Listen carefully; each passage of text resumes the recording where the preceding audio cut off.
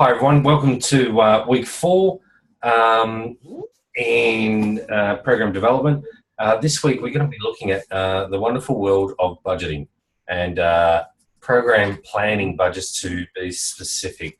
Hopefully last week or last Sunday, everyone just passed, everyone got their assessments in. For those who didn't get their assessments in, and if there's any issues, please contact myself or Simon. Let me talk through, maybe reduce your anxiety, help you get over the line. I can offer 7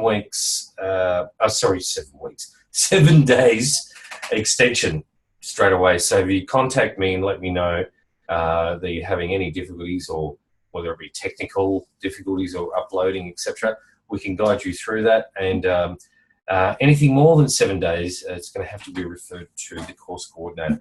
But I'm hoping to, as much as I can, assist people to get their assessments in. I'm just going to share a screen at the moment, and then I'm going to open up a PowerPoint and just talk to a few things. Just firstly, we're going to recap on last week.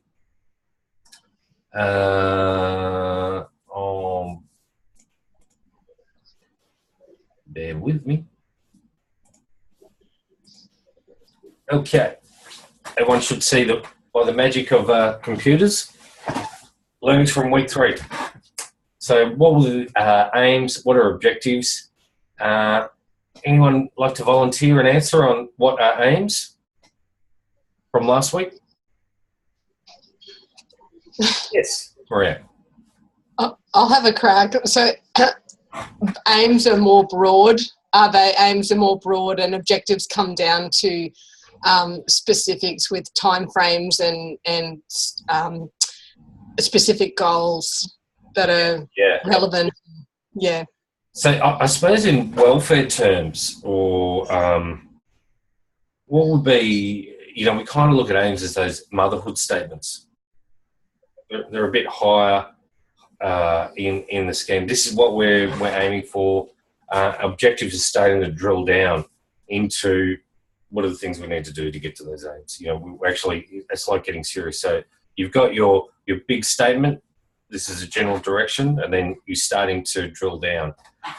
So when writing objectives, what do you do and what don't you do?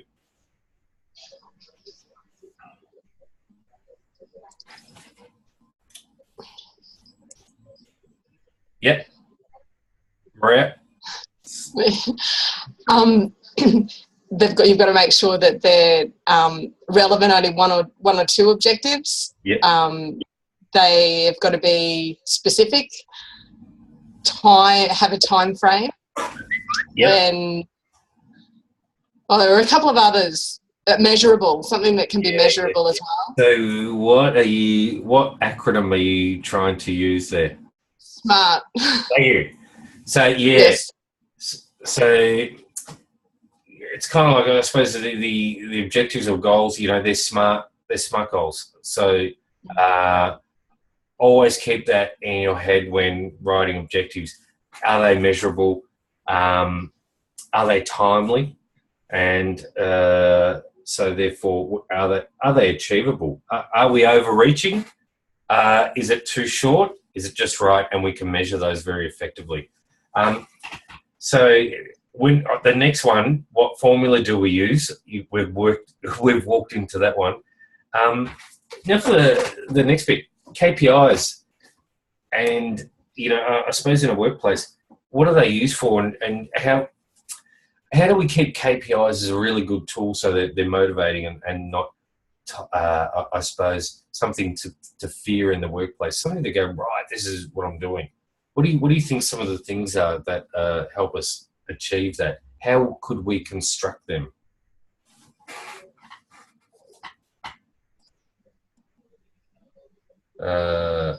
Stacey. I'm just looking at the question. Let's break it down. What are KPIs? Key performance indicators. So we've knocked the first bit on the head. So we know that. Yeah. And what do key performance indicators do? Why do we use them? Because they allow us to better measure performance, basically. Yeah, yeah. And so in the SMART goals, where would they sit? Measure the M, yeah. So SM. So we're sitting under the M. So it's nothing too revolutionary there.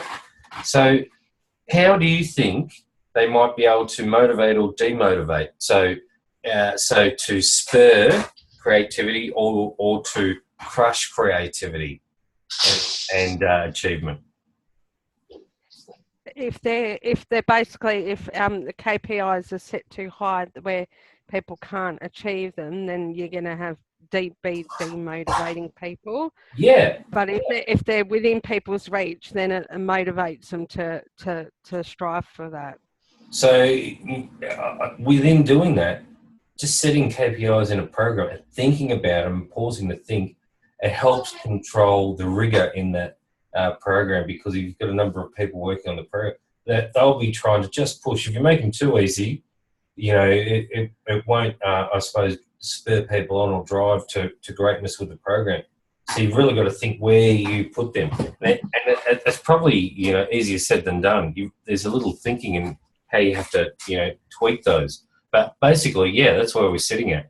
And so this week, though, we're going to be looking at what is budgeting, why do we need to budget, and, of course, is budgeting important, which definitely is in all aspects of our life.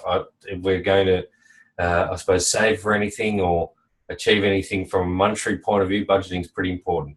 So hopefully you'll be able to understand the importance of it and the necessary skills to do it effectively. Well, hopefully on the last one, yeah. The B word. With this one, I'll just click on it, but I'll get you to do this in your own time. I've unlocked this and put this on the space, but I didn't want to spend too much time. So these are tools and resources. If you go into there, you'll be able to have a look. I can just have a quick, it should open up just to give you an idea what it should look like. And I'll just move it in. So when we talk about budget, that's a basic budget, isn't it? That probably every household would run by, when you're trying to work out the income, start of a fortnight, start of a month, and where all that money goes. And so it's income, and then more or less, most people have got one income stream and a hell of a lot of outcome streams or expenses. That's probably how most households work. So have a look at that one when you get a chance. So how can you possibly be expected to budget for a project or program if you may not have had a chance to do a budget for yourself? So let's budget. 7 minutes. This is a 7-minute skill set. Have a reflection time on what your skills, strengths, challenges, and transferable skills are. So for yourself, have a think about your budget, what you do, and we'll have a quick chat about it. Is that all right? Does that make sense? Yeah. Skills, strengths, challenges, transferable skills. So what have you got and why you would be good at them? If you want, you can grab have a think time. I'm going to grab a drink. I didn't bring one in. So have a think and a chat between yourselves, maybe even. But I'll be back with you in 2 shakes.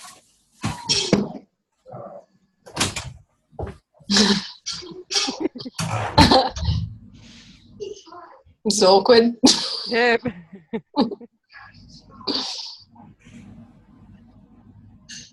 How's work going for everyone? Good. I'm 5 weeks into a new job, so I'm still finding my feet. Oh, is this for work placement? No, I'm doing work placement on a Monday every week over this term, and I actually got a job in the field working Tuesday to Friday. Fantastic. So I do aged care assessments at my local community health service. I live in the country, so I was able to get a job that's 10-minute, 15-minute walk from home. Oh, wow. That's awesome. Yeah. Where's home? Broadford, North Country area, up near Kilmore, Seymour, going towards Benalla, Shepparton. Oh, right. Yeah. Yeah. I'm Queensland. Yeah. So it's really early there at the moment.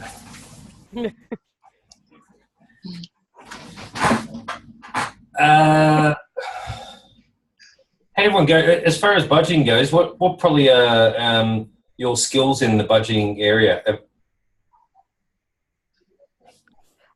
With me, I moved out of home when I was 15, so I learned how to budget my own money at a very young age. Yeah. So I'm pretty good with managing my own money, and generally I find I'm good at giving advice to others because I've learnt the struggles. So yeah, for me, that's where my skill set comes from. But you always have challenges when you're trying to manage budgets. Definitely, yeah. And I suppose, does everyone else, how are they with budgeting? Sally, how are you feeling all right? No, I'm not actually. I'm pretty bad. I do pay my bills on time and I do make my mortgage payments promptly. Yeah. But apart from that, it's I just kind of get by, and I don't know. It's not my best thing. Money's not my best thing. Yeah, I'm probably with you there. You know, it's probably I should always be better, but I always wonder where all my money goes. I know it's held up by banks and you know, utilities and things like that, and children. I feel like everyone's got their hand out, but you know, I try and give it a red hot go and save as much as I possibly can, but inevitably I'm dipping into savings to pay something, school fees or something or other. With look, where are we? This slide. So with that, in doing your own budgets, what strengths might you have in program budgeting that you might be able to utilise? Keeping with if you know how much money you've got, keeping within that budget. Yeah. Yeah, because you know what, you're used to budgeting, say, all your normal things like your utilities and that. So therefore, you know how to you know how much you've got overall. You can learn how to break it up for the appropriate things that you need to cover within the budget. Yeah. What about knowing what your income is? Would that be a basic tick? Yeah. We all have that skill. Yeah. So knowing the income. What about knowing some of the basic expenditures? Would that be something we'd probably be aware of? I mean, Sally touched on mortgages. We'd all probably have mortgages or things like that we're paying. So some of those things. So they're probably some of the transferable skills. Knowing when to say what is the income, and knowing some of those key outputs. What are those key expenditure points? So knowing that would probably be the basic. If you're thinking in that space, that is the basic budget. Income, expenditure. It's how you start to break out those main things and then start to think in advance, what else is there? What else? So budget, really all it is, I mean, if anyone knows an accountant, in their personal life, they're just people who are, really good at making lists. Let's say they're really good at making lists and, cutting those lists up and putting things in categories. That's what accountants do. So really, when we talk about budgets, that's what we've got to start doing. We're putting things in categories, and we're starting to be really good at it. And if we're running a program, we have to be fairly good. But I will say that the Achilles heel of most welfare workers is not being able to budget correctly. Jeez, I've dealt with many workers, and that would be the worst area. Creative-wise, they're really good. Engaging with people, doing all that, spot on. When it comes down to, all right, how much have you got left? When I'll ask some of my staff, I don't know, I haven't checked on that. They'll rarely check on it. It's the last thing they do out of a whole list of things. And so, maybe it's my mission to make sure that everyone who works in welfare is really good at adhering to a budget. It will make sure that your programs get picked up. It's really good when you're going to apply for grants. If you're really good at demonstrating a good budget, proficient budgeting skills, that all goes into your grant submission. So Stacey's thinking about doing grant submissions at the moment. So that's where those budgeting skills that you've learned since the age of 15 will come in handy, because you'll be asked every grant submission, you'll be asked, how are you going to expend the money that we've generously given to you? And then through the KPI and SMART goals, tell me how you're going to measure the outcomes. So those two things go hand in hand. If we can do that, we're on target. So budgeting, it's the best method of assessing your financial needs and controlling your costs. It gives you an overall picture of where your money is coming from, where it's coming in, and how it's being spent. And also, you know, keeping control of your finances, it's an invaluable life skill. Well, that skill will take. It is pretty good. We can all probably live. We're not experts, you know, in it, but it does help, you know, to save for holidays, etc., etc., etc., in our own life.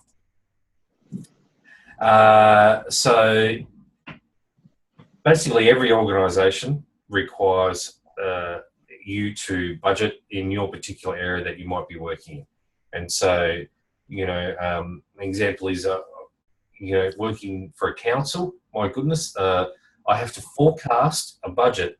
So if we're talking about a home budget, I have to forecast a budget 18 months in advance. So I have to supply paperwork and documentation of what I'm going to expend in 18 months. That's a hard one, let me tell you. It takes a lot of planning and a lot of thinking, and I am allowed to change some figures 4 times in the year, but I have to have good justification why I'm doing it. And I can't just say I'm stupid. There has to be some type of something that's influenced pretty heavily externally and change my budget. So, you know, I suppose I've become better and better at making sure that I'm on track. But you'll find that even when I worked for the Salvation Army, I still had to quit everything. I had a petty cash account, and my staff had petty cash accounts. They would go out and they would buy and expend things, or I'd have checks written out for clients, and then I'd want to see it all balanced at the end of the day. And sometimes they'd lose their receipts, and I go, my goodness, how am I going to? So I'd have to get a stat deck, you know, I'd have to get it. They'd have to sign it. They'd have to go to the police, say, yeah, I did purchase this. Yeah, there's a whole process that you have to go through just in accounting terms. So you really have to get your head across budgeting within programs and organisations to be successful, for your programs to be successful. And so this statement is kind of what I've been speaking to. While the budgeting process may seem unimportant when compared to your more hands-on responsibilities, understand that it can help you to identify opportunities to improve and increase the likelihood of more funds in the future. YouTube clip, I'll let you go through that in your spare time. Has anyone watched this one already? No. Oh, it's not might not be one of the ones I thought it might have been on the up there already, sitting in the activities. So in this one, 2015 Trading Academy talking glossary. So they're talking about the terms used in budgeting. You'll probably be aware of all of them, but there might be some ones you might not be. So have a look at that. They've done a bit of a Sesame Street down the bottom. Our word of the day is budget. Yep, well, today it is. Budgeting process, it's a process of planning income and expenditure over a certain time period. And so in particular, if your project or program is only going to run for 12 months, then that's a timeline. If it's ongoing, you'll be probably running it from financial year to financial year, and so that won't change too much. Has anyone run a budget outside of your house for any program or place? Or, you know, I'll even take Girl Guides, church groups, anything. Tuck shop at school, anything like that? Nothing? No. Right. We're all going to be on a mission of learning here then. That's great. So we're all in it together. Okay. It's an essential component of the planning process. It's probably one of the reasons why you get a grant given to you, especially if you were looking to run a program. It's probably, if you put a good budget together, it's one of the main reasons you would get the money to run your program. So you've really got to be good at to work those elements out.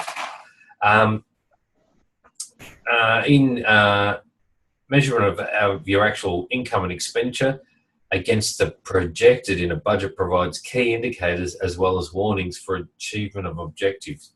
So what do you think that statement means?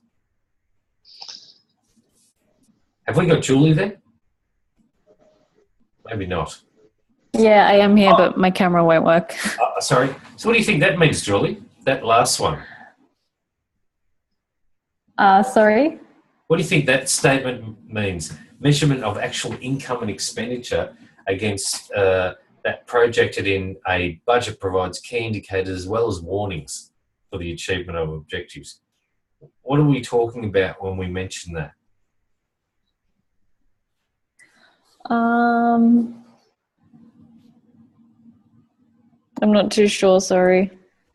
Has anyone got a buy-in for that statement? Yeah, well, actually, you can just look at where you're spending too much money, in which areas. Yeah. That would be your warning. And then you can look at adjusting it. Yeah. Putting back in other areas. So what's an example, Sally, that, let's bring it back to, I don't know. Marketing. What about marketing budget? You're spending far too much on advertising. How would you know that? Well, because your accountant would provide you with quarterly profit and loss statements, and it would all be itemized. Yeah. So what is our measure? How do we know we're running off the rails? What do we normally do at the You look back at your budget, wherever you've set your budget in that key area of marketing. That's exactly it, where you've set your budget. So and that's the key bit I was trying to draw out. When you work out your budget, you've got your expenditure that you've set at the start of any particular period. And so when you move along, just say 1 month, as you mentioned, Sally, and we're measuring our budget after 1 month, and if it's a 12-month program, where would we normally be sitting after 1 month on $120 marketing expenditure? What would we be expecting to be sitting at as an average? You can't average it out, like each month will have the same amount. You have to plan it. You assign your budget according to projected events that might be planned for the next 12 months. Yes. So if it's marketing, it might be around, I don't know, things like festivities like Christmas, their key areas, or Mother's Day, and those areas, or Easter. So you'd probably have an increase in your marketing activity. So those areas would be high. If you were selling a product that people buy at that time, I'd agree. Yeah. But yeah, that's fine. So I was just going to do on average. If you had $120 budget, or the 12-month program, on average, you'd expect to at least be at $12 at month 1, $24 at month 2, $36 at month 3. But I take Sally's point definitely. There are key times, and depending what your expenditure is, there's key times in the year where you're going to plan for things to be quite high or quite low, depending on what that event or effect on your budget is. But nonetheless, you're trying to forecast that into the future. You're budgeting into the future. Your key indicators are going to be, you're looking at it month to month, and you're seeing if your budget's going off the rails. So when you forecast your budget to every month over the next 12 months, you'd be looking at what I forecast. So if I forecast in my marketing $12 out of a total expenditure, and it was sitting already at $36 in month 1, I'd be going, right, something going wrong here. I'm 3 times over what I should be. So it's an indicator or a warning in this case. But if I was sitting, at around about $11, I'd probably be sitting just right, wouldn't I? And that's the basic bits of budgeting. Contracts, grants, accounting policies and procedures. So although paperwork associated with contracts and grants often seems complex, which it is, some places where you might put in your grant application, some of the grant applications go for, 20, 30 pages. It is relentless. When people give you money these days, They want to know what you're going to do with it. There's no doubt about it. So there's an absolute skill. I've got about, at my workplace, I've got about 5 people that sit in front of a computer just writing grants. That's their skill set. And the particular language that they use and how they articulate things is quite amazing. I know how when I've written some stuff and I've given it to them, it's like they've waved a magic wand over it. I like to think that I can write things, but these guys just have a particular way in how they put things together. I think in grant writing, one thing I do know, that it's a skill that you can keep building on. You get better and better and better in how you explain things. It's a bit like crosswords. I don't know if anyone has done crosswords. There's a particular pattern of words and things that you would use in crosswords, and it's the same type of thing. So all reports and other accounting documents need to be handled promptly and properly to the agency providing the contract or grant, and to all people involved in administering the agreement. Accounting, making sure the money is spent correctly and on time is an essential element of contract and grant management. All contracts and grants must be carried out within a budgetary and other guidelines that the funding agency has approved. Expenditures need to be closely monitored and well documented. So it is, you need to really, with budgets, you need to, at a minimum, analyse them once a month. Depending on how big they are, but at a minimum, you'd be looking at them once a month. I'd say if you were in charge of running a program, I'd be looking at those once a week. And it just depends on how big it is, of course, but, at least once a week to keep it in control. So a couple of glossary terms. Extramural funding. This is a general term for money that comes from outside the service that is used to support a program or project. Look, I tell you, I've never used that term. So it's new to me too. Extramural. I don't think you probably ever use that in your life, but if you are, my goodness, people will look at you and go, you know your stuff. You definitely know. But I've never heard anyone even use that in a sentence. So yeah, that'd be great. Contract. Well, that one's a bit different, isn't it? So in this context, a contract is generally an agreement to provide product or service which is of direct benefit to the awarding agency. Contracts provide for payments to the service, which cover allowable project costs or payment of fixed price for satisfactory completion of the project. A grant, in a nutshell, what do you think a grant is? If someone gives you a grant, what have they given you normally? Or what's the expectation? Free money. Money. Bingo. It's free. You don't have to give it back. It's not a loan. It's one of my favourite words. If someone says, oh, you've got a grant, that means I don't have to give this back to anyone.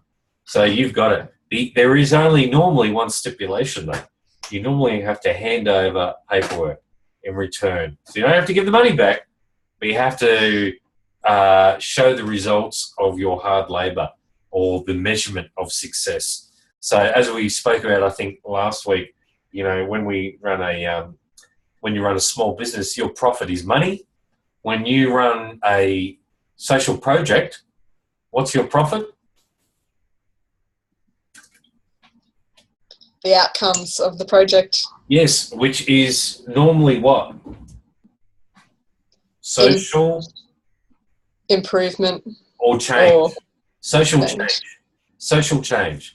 So that's what we're always after. So we don't get a monetary profit. Our profit is social change. Always keep that one up your sleeve, because that is the basic, elements of community development work. When you do community development work, you'll come out with social change. And you'll be able to measure it, hopefully. Maybe by using an outcome star measuring tool. I don't know.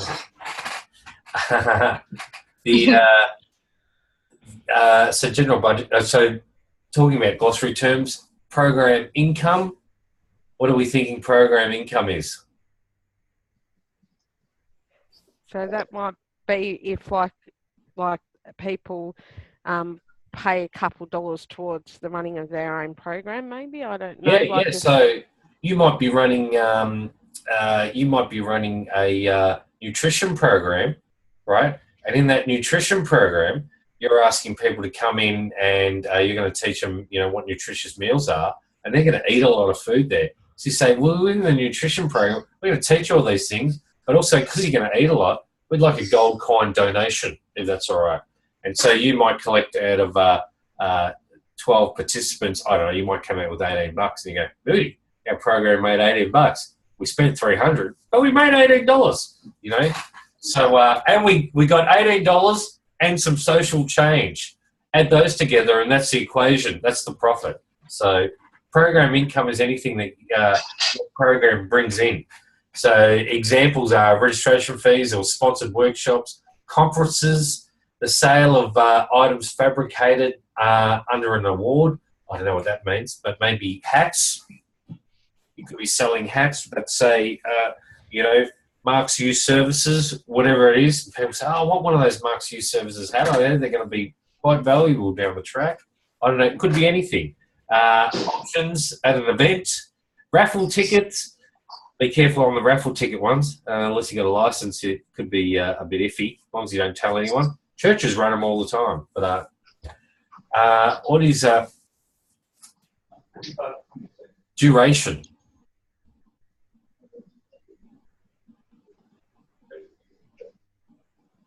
What's the word duration mean? Length of time. Yeah. I don't think it should be in the but basically, it's the duration of the project. If you get funding, it's normally a period of time, yeah. Cost sharing, what's that one? So that might be if it's split, like you've got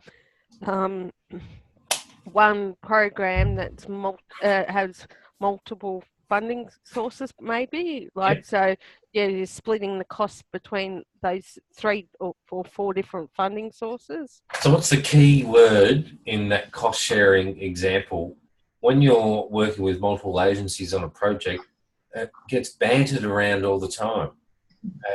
What would be a key word in all of that with a little hyphen in it that you'd hear a lot between agencies running things? In kind. So everyone who's running, who's a group of people who are running things, I'll always talk about, all right, I'm not going to give you money, right? But I tell you, I'll give you this as in-kind income. I'm going to provide a worker at 3 hours per project, and, that's worth X, because I pay that worker, and yada, yada, yada, yada. So part of the in-kind costs might come from many agencies. And so there's monetary, but there's also that in-kind cost component that other agencies or volunteers or anything might put forward. So they, in your budget, when you're writing a grant budget, you're actually still budgeting for in-kind income. So that can be part of it. So you might ask for, to run my nutrition program, I might be looking for, $50,000 to run that for the year. But then I'll be saying, on top of that $50,000, my organisation is going to put in, at least 10 hours of worker time per week at, $42 an hour, which equates to, and that's my in-kind cost. So I might be asking you for $50,000, but our organisation is putting in this amount. And so it shows what you're doing. It's part of your accounting. Instead of saying we're just going to take the $50,000 and run it, you're actually explaining what your time's worth, etc. You might say, all the paper that you use to print on, or what's it all cost? You've really got to drill down to all those costs as well. Financial management responsibilities of the principal investigator. Look, these people come under many terms. I wouldn't call it the principal investigator. I've never used that term. Project director, never really. Terms that are used in project management, and this is starting to refer to project management, right? So the main terms, you'll have project owners, you might have a project manager, and you might have project workers, right? And so they're tiers of reporting, and this is what this is starting to talk about. So within your particular organisation, or if you think when you're running a project, some of the terminology that you'll especially hear is, that project owner, project manager, project worker, right? So the project manager might be kind of running the show. and they're the middle person who reports down to some people and up to the project owner. The project owner normally is the person, if the whole thing goes belly up, they're the ones who normally get in trouble. And so that's where you've got to realise that they're the ones who have all the responsibility at the end of the day. Because of the personal responsibility involved, it's wise for the project owner to become generally familiar with all the financial policies and procedures. So basically, they'd have meetings with maybe, in this case, where were you running the nutrition program from, Stacey? Which organisation are you going to run that for?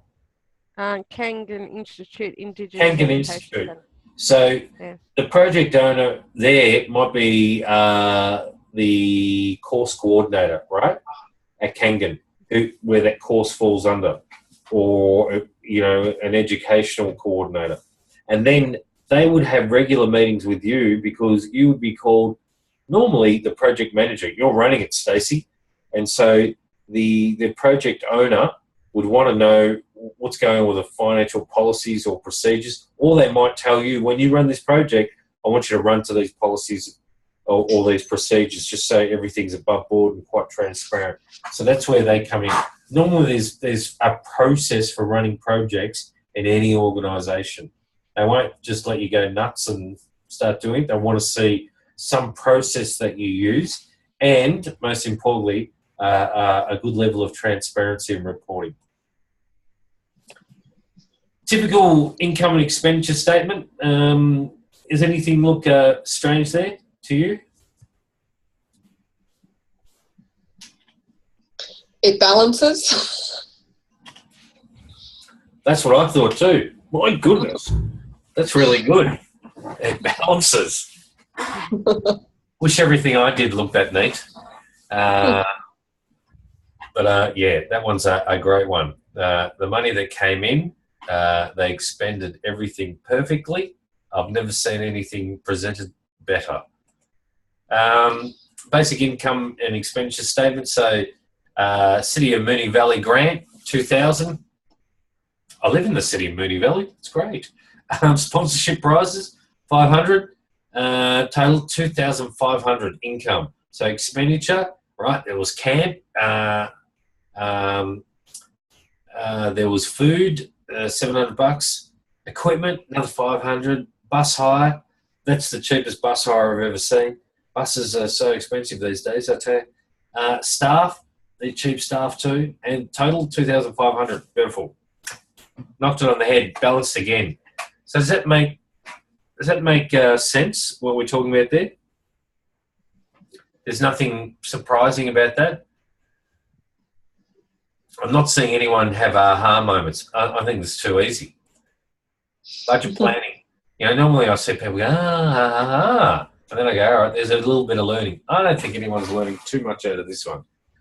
You probably undersold yourselves when you said, I don't know budgeting. I think you're probably going through this and going, oh yeah, I know what you're talking about here, which is good.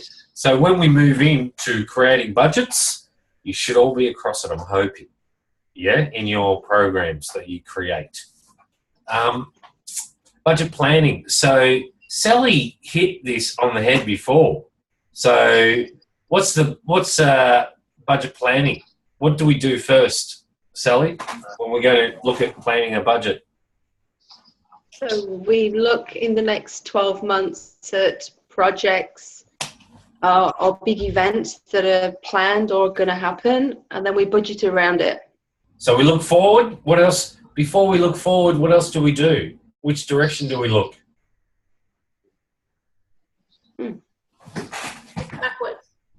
Backwards, my friend, because that tells the story of, and that's what you were saying before. If you review those past budgets, you're probably going to get an idea of expenditure in most instances, yeah? So you take into account strategic and operational plans. So in an organisation, there's going to be some plans that you're going to do, but basically your strategic plan is how the project's going to operate, what's going to happen, and how the operational plans might be how your project is going to be rolled out. Consider the initiatives alongside income and expenditure. When framing a budget, it's essential to take into account the past budgets, to examine the relationship between the performance and to achieve the objectives. The measures are, were the objectives achieved? If not, why not? What was the failure to achieve the year's program related to availability of money? If this was the case, if anything, what can be done about it? So we're starting to analyse, and in anything you do that every year. You do that maybe every month. I don't know, for some. I had all this money come in, and I paid the mortgage. I bought the food. Fridge is full. Paid the electricity bill. Had everything covered. Then the mobile phone bill came in. What have I missed here? God damn, I was talking to everyone. I MMS them. They're $1 each, those MMSs. I'm sick of sending those out. I've got to get onto a plan, and this is how maybe what I can do. Get onto a plan that includes free MMSs, and then I'll be settled. So, you're starting to think around how you gonna if you didn't achieve your goals, how can you reduce costs and achieve them next time around? So you're analysing your expenditure all the time. So during the financial year, it's important to monitor. And, as I said, once a month, depending if I'm running things, sometimes I might look at them once a week, depending on how big they are and how complex. If it's quite a light thing, might only be once a month. While it's acknowledged that money allocated for a period of 12 months will not be spent in equal amounts each month, as Sally was talking about and gave a really good example about before, different things. It's useful to monitor the relationship between the period over which the money has been spent and the corresponding proportion of the budget that has been spent.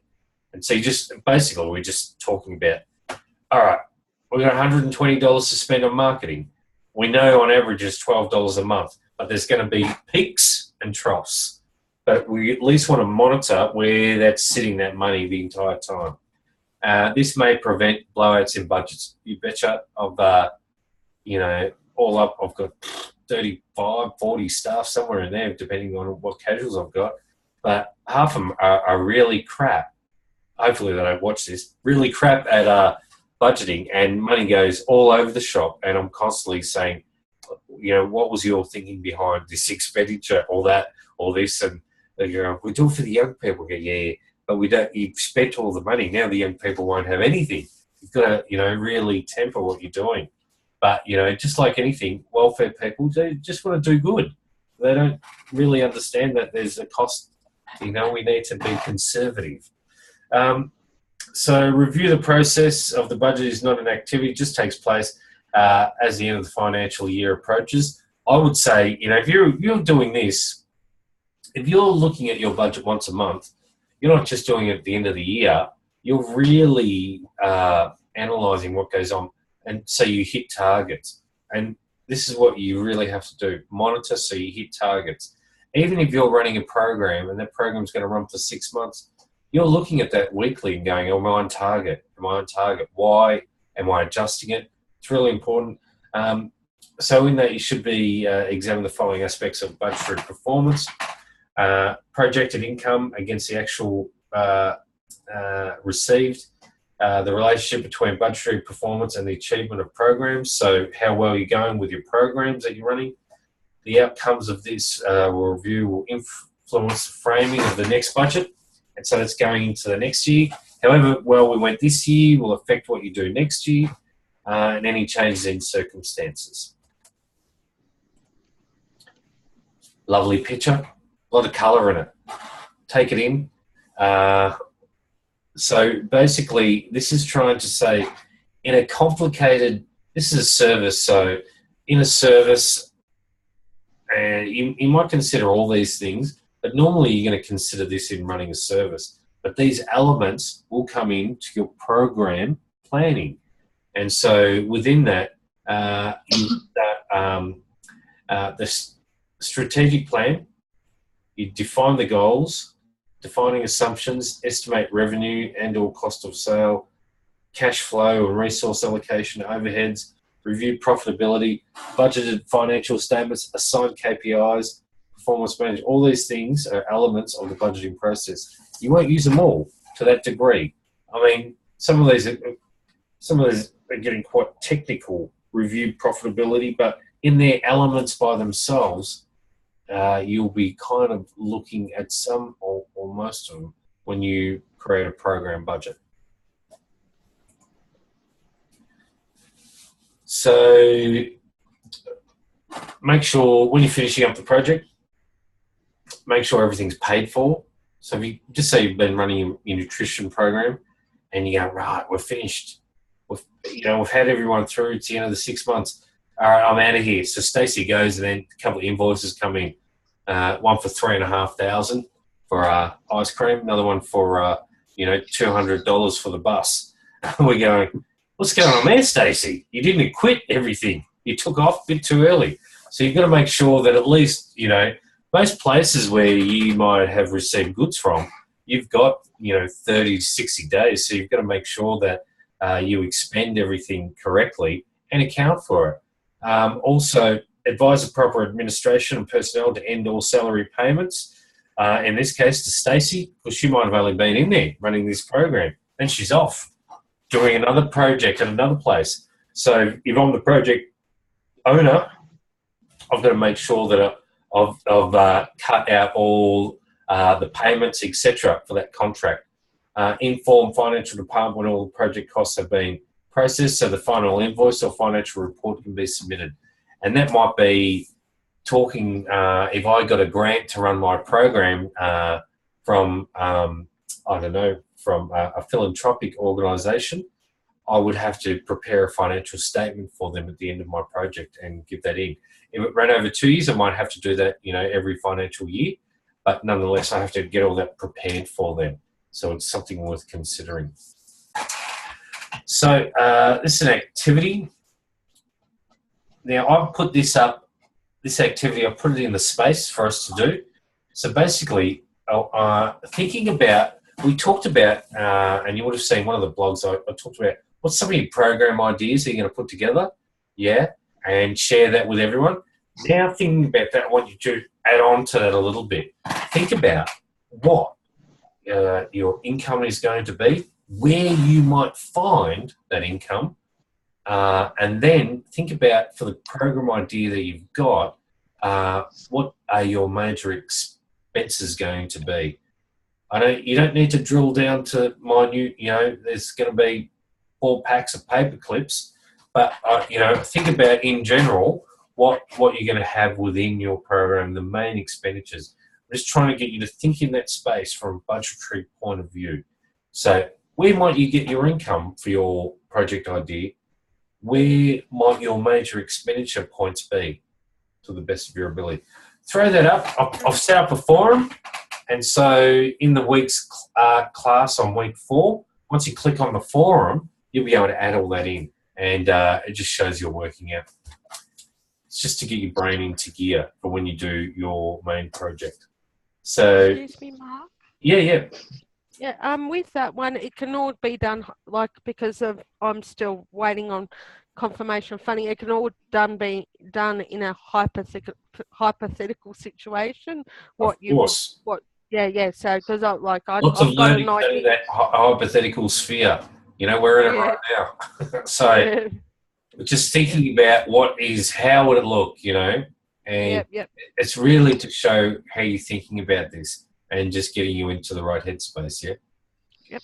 So think about all those different areas you might have expenses in when you are running your particular program idea. So you can also make note of any other resources you have sourced for your program, use of venue, raffle prizes, local businesses. These are just out there things, but there's loaner costumes. That budget worksheet, you could work off that, but I'd find you can get on Google, and I will in a minute, find some really basic program budget spreadsheets, and I'll go on that journey with you in a second. And that would be my advice, and I'll just fill them in. YouTube clip, this is a really good one. What is a budget? I think everyone here, looking at how much they've been drained over the last 30, 40 minutes, they know what a budget is now if they didn't know it before. look, it's accounting in general. We don't all go hang out at our accountants for a coffee, do we? It's not that exciting. And the subject matter here is probably just as exciting. Sally's nearly fallen asleep already. Sorry, Sally. It's a pretty dry subject. Trying to pump it up a bit, but, it's all about budgets. Can't do too much about it. This one, watch the YouTubes. There might be a little bit of relief in that. This is an example of program budget expenses. And so it's starting to get you to think about, some of the things that might be in there for staff. So administrative assistant, 50% of full-time expense. So that's just this must be for a 6-month program maybe. And then fringe benefits at 15%. It's going to be technical. I don't know if you're all aware, but if you work in the welfare sector or for a not-for-profit organisation, normally they can tap into what they call fringe benefits.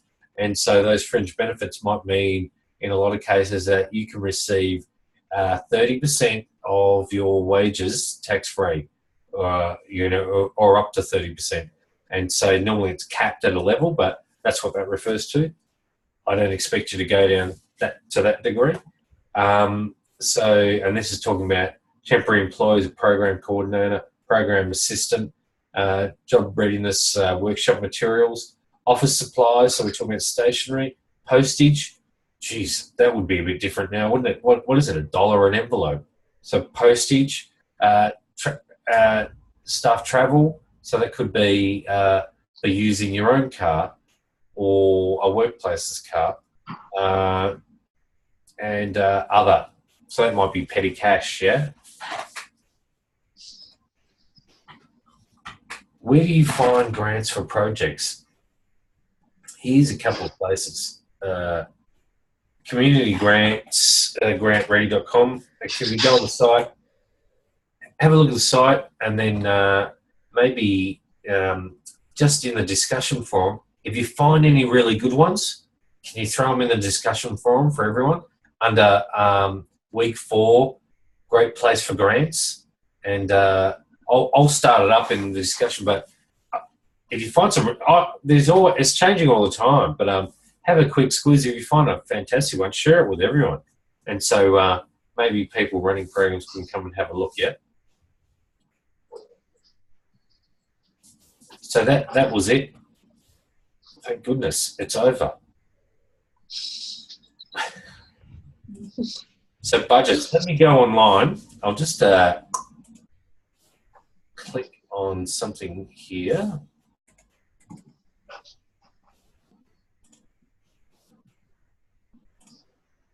Okay. Now what are we going to do? Program.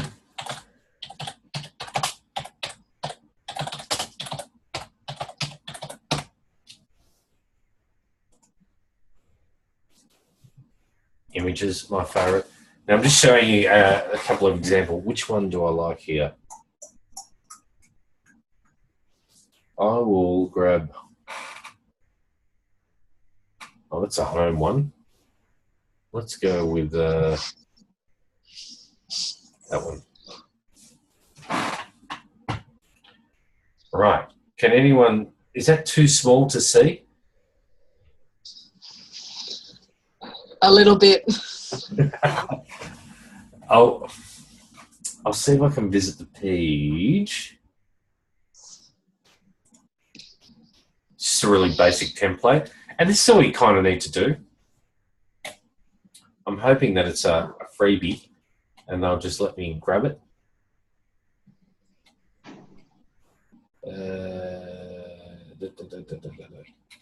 My goodness. Should check. There it is there. Yep, all right. Continue. All right, click the file below. Where?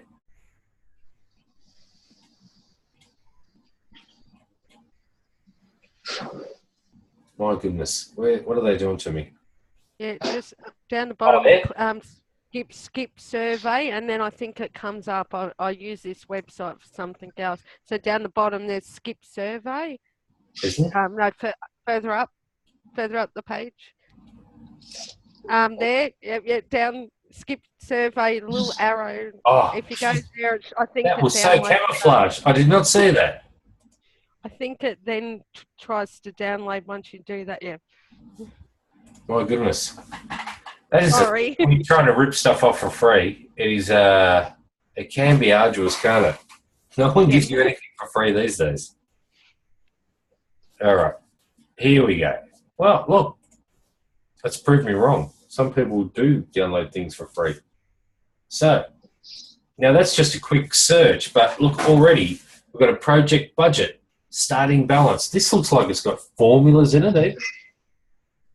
That's great.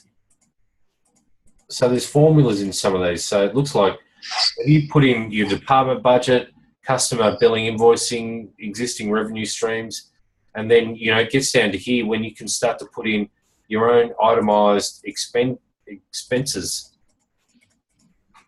And then, what's this help? Oh, yeah, it's got some tips and instructions how to use that. That looks like a good one, pretty basic one. Do you want to put that up online? Or are you guys pretty happy to go find your own? Oh no, put it up. Yep. All right, no worries.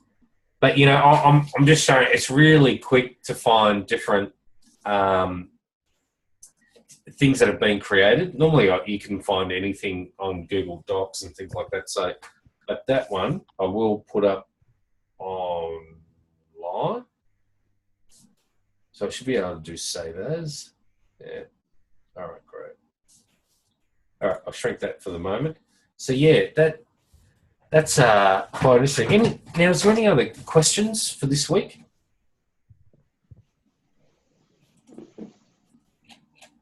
What we're hoping to do, I'll put a recording up, as I have in previous weeks. We've got right here, as you can see on the screen, that's the PowerPoint ready to go. So you can reference the PowerPoint and look at the YouTube clips that we didn't get a look at. I've got a funding search, so we've got that activity there. So if you click into that, then you can write in there where you might get funding from. That was the question that was on the PowerPoint. So also, I don't know, it's a bit premature, but we're going to start talking about the assessment guide. How's everyone sit there? Do we want to go through that at the moment for the next assessment, or do you want to wait till next week? Probably next week, I think. Sorry? I'm happy to wait till next week myself. I don't know how everyone else is. I'm just conscious that we've probably been chatting for about an hour and a quarter, and so it's getting on. But look, have a look through it. I'll just point down to where we are. I won't talk to it too much.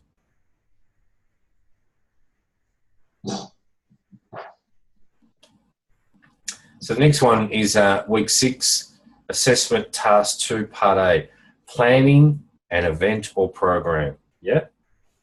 So we'll start to talk about that a little bit more next week, just to get you prepped and give some context around how you start putting that assessment together. If there's not any other questions, that's it for this week, my friends. Okay. Thank you. Thanks for joining me. And look, I'll try and put a lot more stuff up. I might put the PowerPoint up a bit earlier for you to have a look at and maybe get some questions ready. And so then we can have a better Q&A time, question and answer, so you can ask some questions about what the content is, okay? Yep, that'd be great. Thanks, Mark. Thank you, my friends. Thanks. Take care. Thank you. See you next week. Bye-bye. Thank you. Bye.